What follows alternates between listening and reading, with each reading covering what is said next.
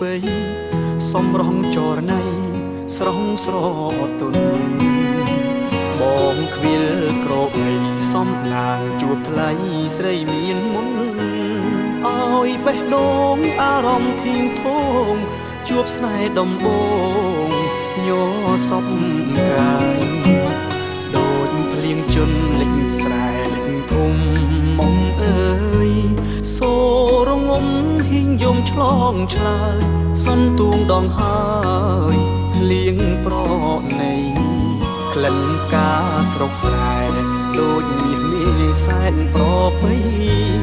ដងពីភុងតែឈ្មោះថ្លាថ្លៃ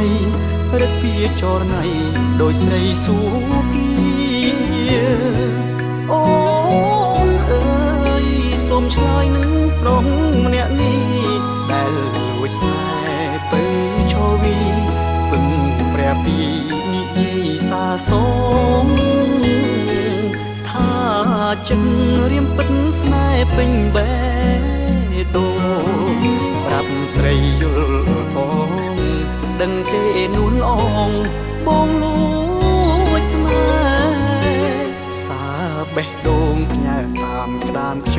ងឆ្លងទៅសូមបើកទ្វារបេះដូងពើស្នេហ៍ប្រុងខ្លៅជ្រៅនឹងស្ងួនមែនបងស្មោះពិនគ្មានចិត្តនឹងក្បត់នឹមនួនក្រមែនពិតតែចិត្តខ្លួនត្រូវត្រង់ខួននួនស្នេហ៍មិនខំ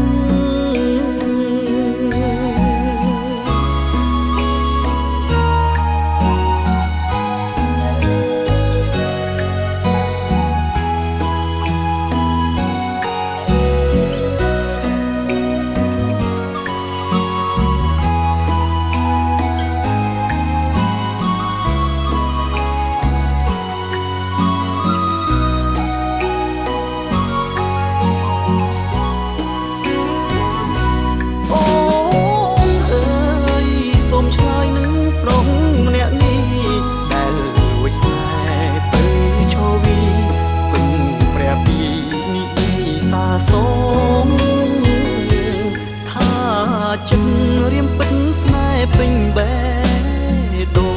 ងប្រាប់ស្រីយល់ផងដឹងទេនួនអងបងលួចស្នេហ៍សាបេះដូងផ្ញើតាមក្តាមខ្យ